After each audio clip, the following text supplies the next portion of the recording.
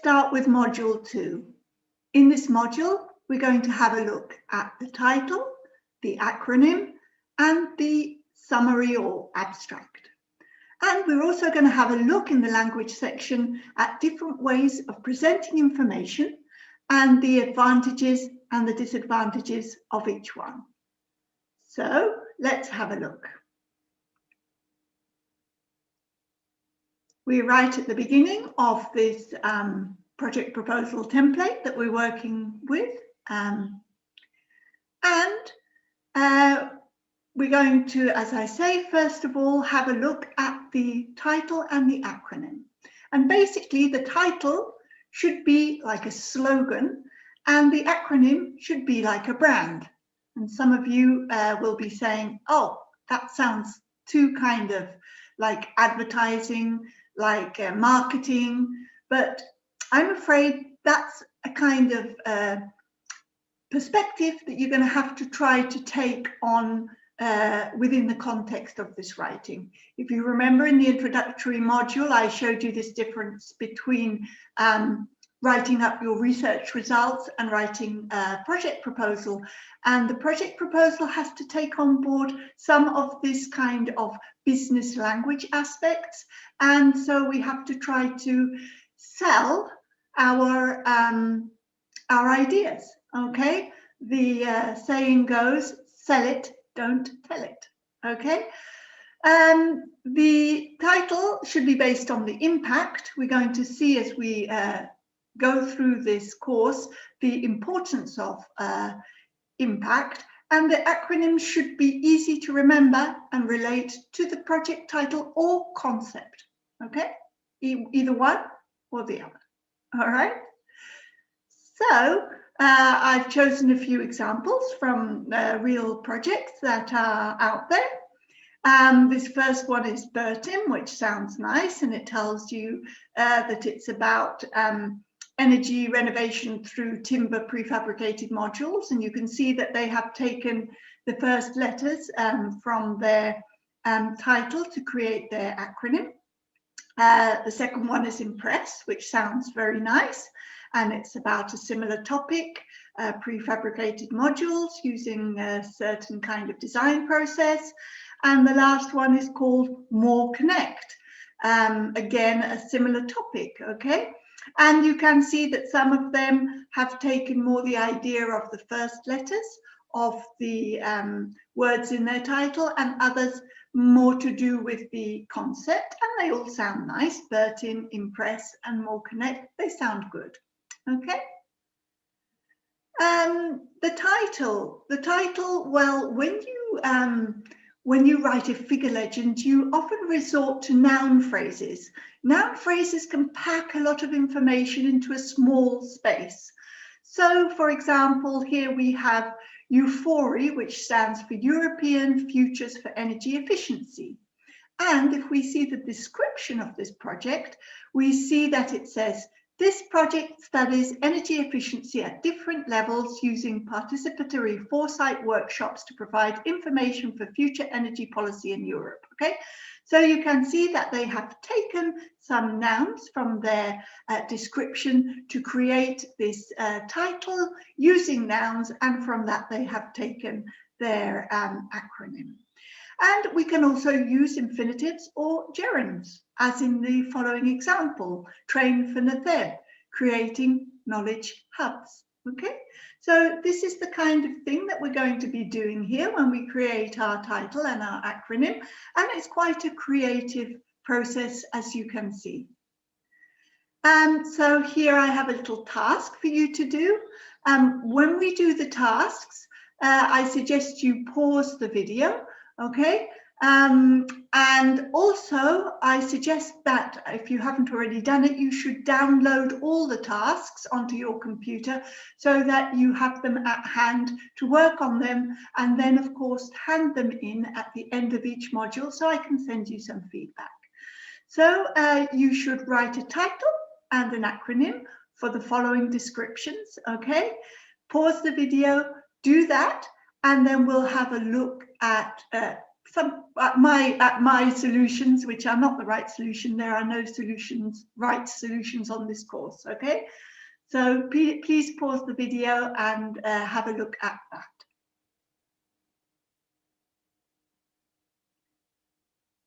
Okay, so let's have a look and see what you've come up with. The first one says, the description is the project aims to contribute to a citizen's behavioural change towards energy efficiency in public buildings. And the actual title was Training Behaviours Towards Energy Efficiency. And the acronym was TRIBE, which is nice, okay? The other one, the project aims to optimize cooling system usage in industrial districts. The original title was Optimization of District Cooling Systems, and the acronym was OptiCool, which is nice, okay? So here you get an idea of how to go about this. As I say, it's a creative process, although sometimes we have writer's blocks, right? And we cannot think of what to do. And of course, there are a lot of tools out there, especially on the internet, and I've chosen this one, that you can put in your title. I created a hypothetical title, Novel Mathematical Model to Interpret Microbiome Data. And it came up with over 300 acronyms for me. Some of them were nice, like Nimrod, which kind of reminded me of Harry Potter for some reason. Timid, which I don't like at all. Timed, could be useful. Nomad, well, and certainly not the last one, Nematoda, okay? So, well, you can have some fun with this part of your project writing. Okay, so now we're going to have a look at this question of the summary. The summary is extremely important for a number of reasons, okay?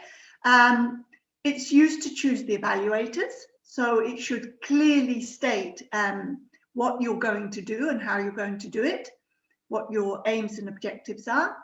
It will later be referred to as a kind of template or summary or guide to the whole document. It will be used later to remind the key elements.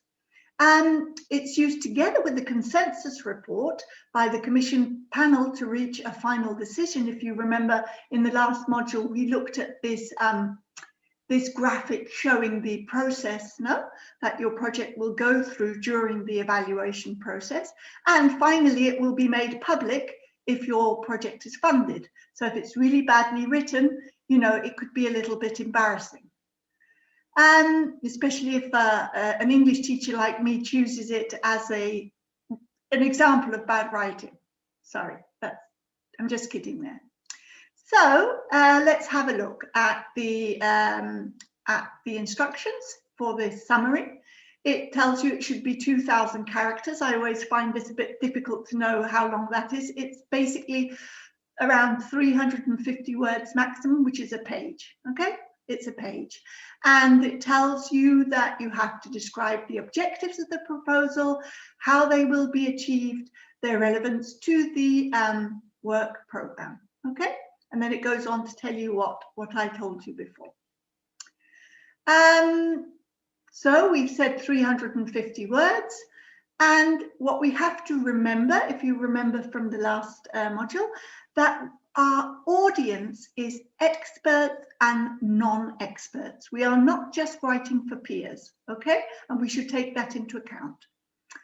And during this course, I would like you to try always to follow all the steps in the writing process, i.e. the pre-writing, the writing, and the revision, okay?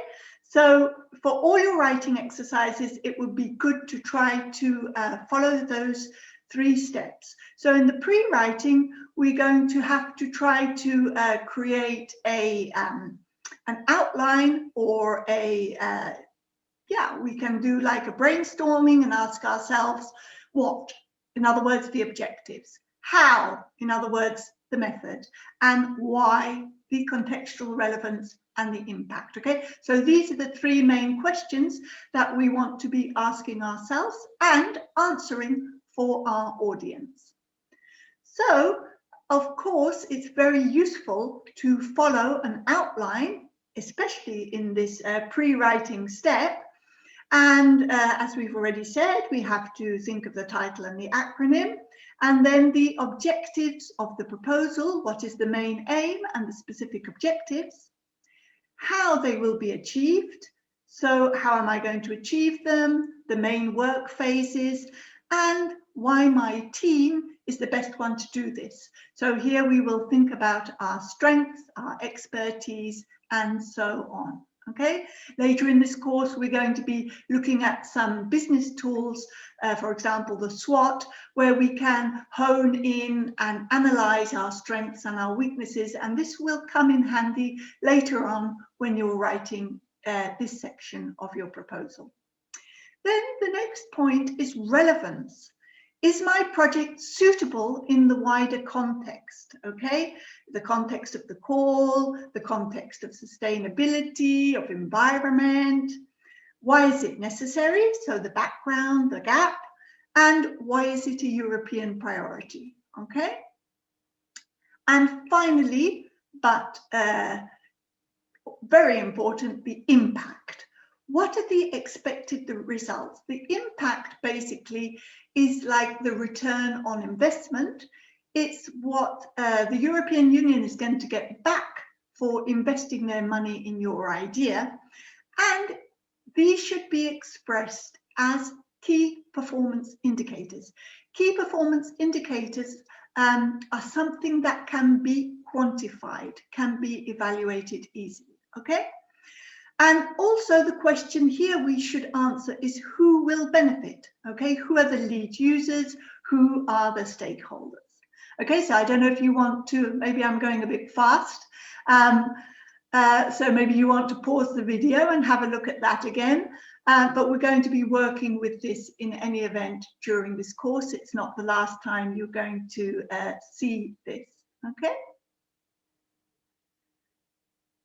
So now what I would like you to do is to read and compare the two summaries that you will find on the platform corresponding to the projects Acropolis and Ghost, okay? I would like you to read them and answer the following questions. Are they easy to understand? Do they answer the main questions? In other words, do they cover all of these points? And do they present the information in a similar way? Okay, so could you please pause the video at this point and have a look at those two documents, read them and answer these questions, and then start the video again and we'll have a look at them together. Okay, so you will have seen that these two project summaries present the information in different ways, in two different ways, okay? And that is what we're going to look at now, the approaches to presenting information. Now, you will be very familiar with what is called priming. This is the traditional approach that is used when reporting your research results. And you start off with the background, with the known information, and then you go on to the knowledge gap or the unknown information, and you formulate your hypothesis, your question, and then you say what you are going to do, okay? And this, as I say, is known as priming. It's the traditional approach. It's the one that you are familiar with and probably comfortable with. Now, the other approach, sorry, I have an example of this one here. And so this is the example of this approach. So we have the background, and this comes from one of the summaries. About 40% of the overall energy consumption in Europe is related to the building sector and represents about a third of Europe's CO2 emissions, okay? And then it goes on to give you all of the background information. And then it tells you, giving answer to the mentioned needs, Bertin will provide 1, a high energy performance prefabricated module, blah, blah, blah. Okay, so you can see that this is an example of the priming, the traditional approach, and we present first the background, and then we go on to present the objectives. Now, the other way of presenting information is known as assert and justify. And you can see that we have turned the triangle, or the cone in this case, on its head. And basically, we are going to put what we consider most important first, which happens to be our aim, okay, or our objectives.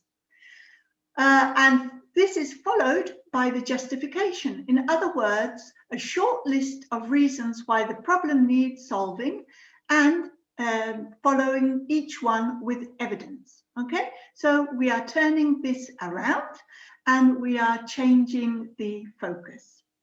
Okay, now we have a little example of this, the assert and justify. The aim of CATCH is to investigate new avenues for the early detection and prevention of cancer.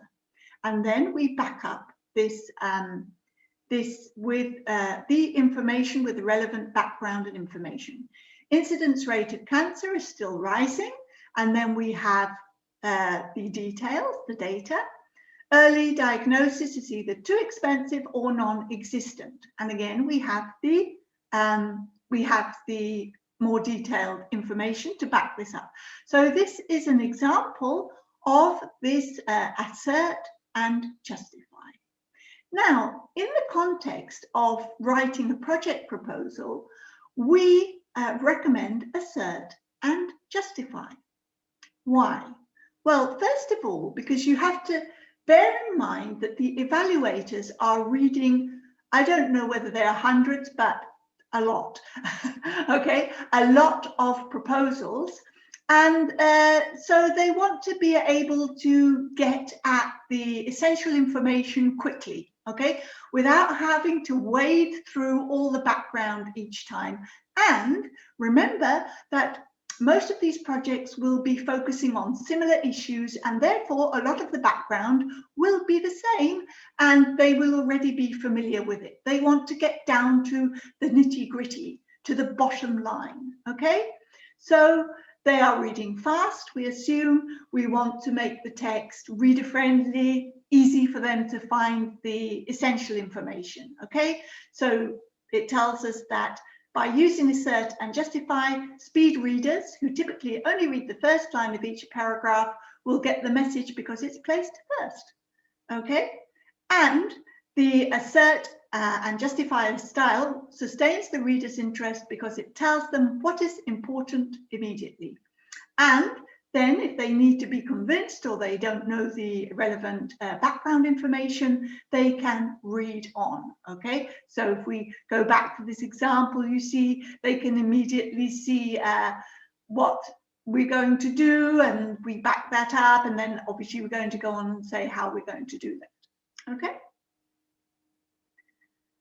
So here we have an example that does not follow the recommended approach, okay? And it tells us that there are 152,000 strokes per year and over 600,000 disabled stroke survivors in the UK. And then it tells us that a suitable metabolic inhibitor could reduce the disability caused by stroke. And it tells us that the core project will develop a new potential treatment.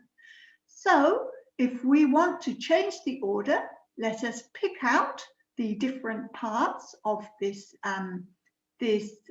paragraph, and let's reorder it. So we can see here immediately that here in red, we have what we want to put first. The core project will develop a new potential treatment for stroke based on a family of synthetic metabolic inhibitors. And then we have here in blue the information, the main information to back that up.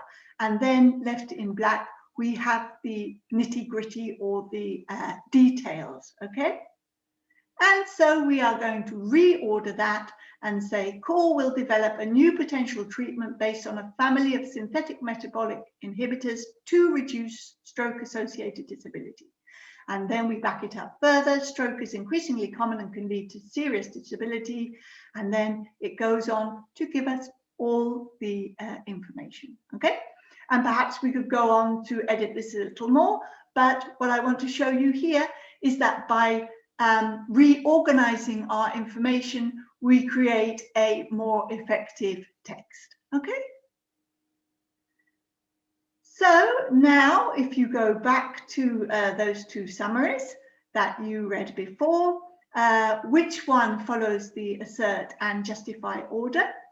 And do you think that the other text could be improved by changing the order? And why or why not? Okay, so again, I would ask you to pause the video here and to carry out that task. So let's have a look at these two summaries.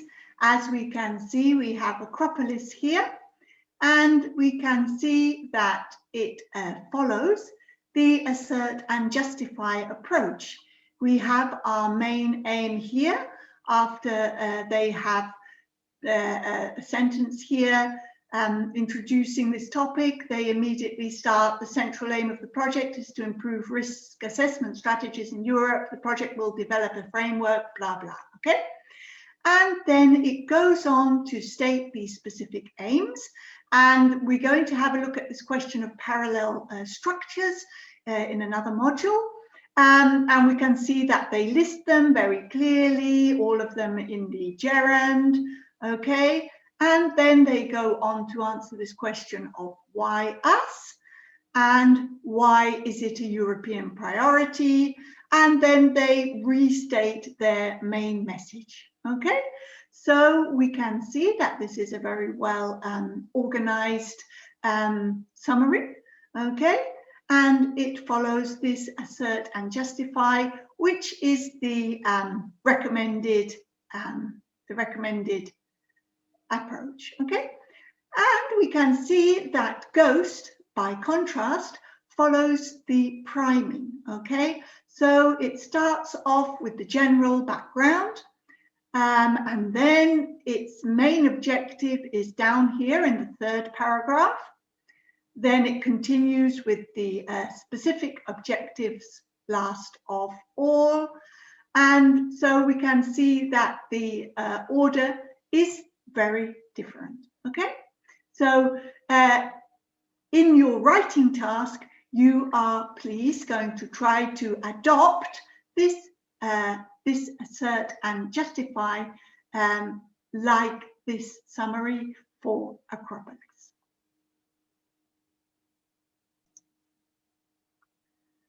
Okay, so we've just seen that.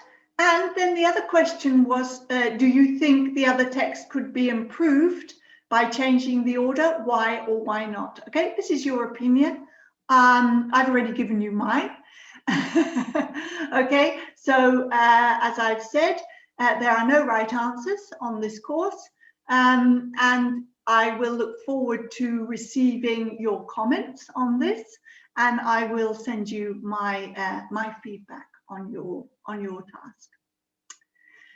So now we have another task. This is a practical task, and the aim of this task is to use a couple of business tools to try to help you synthesize your information to a minimum, okay?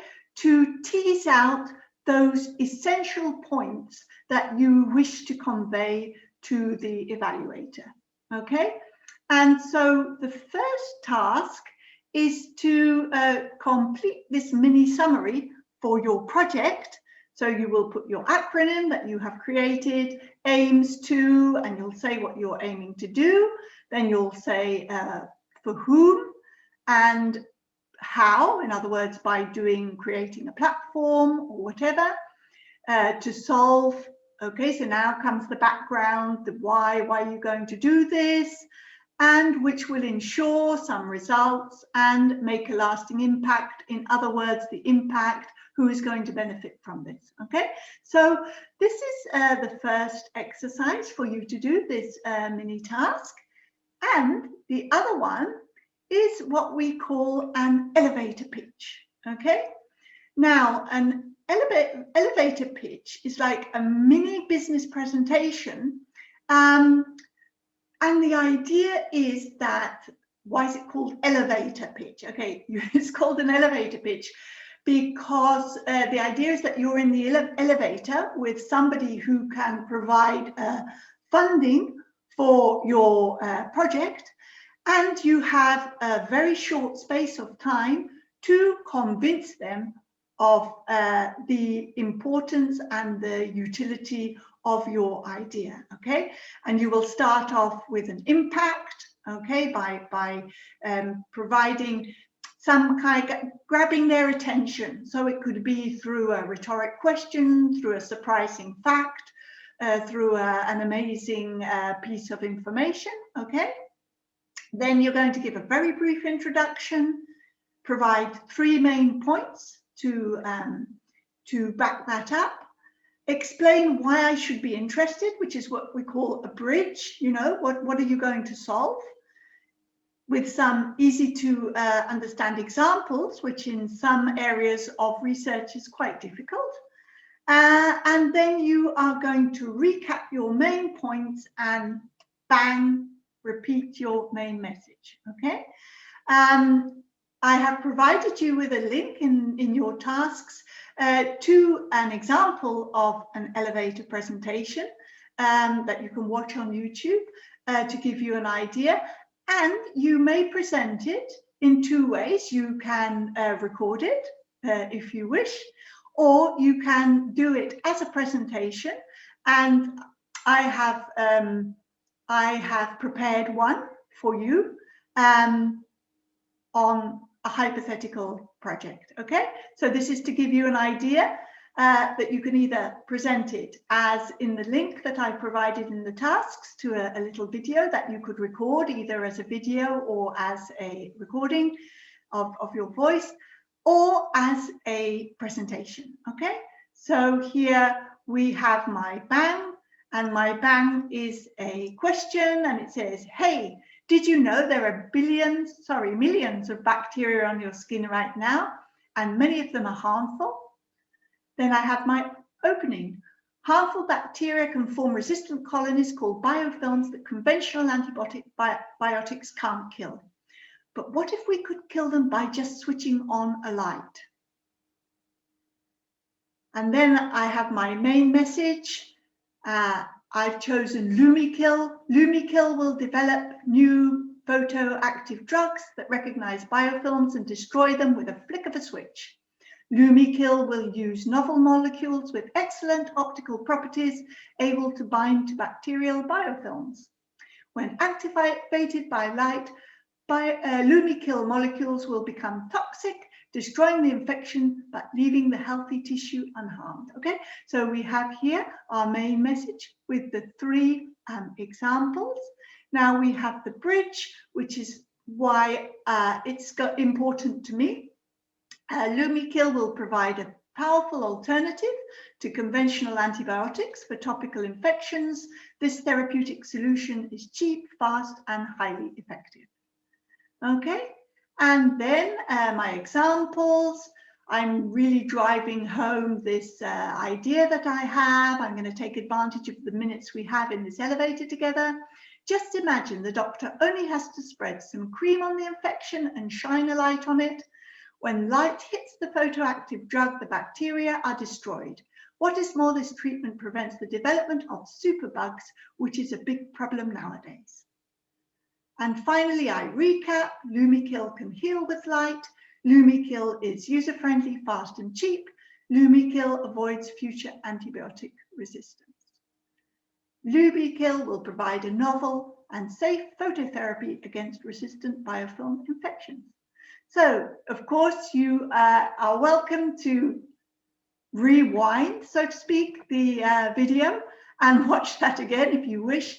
and also you can watch the one on YouTube to give you an idea of what is expected of you in this task.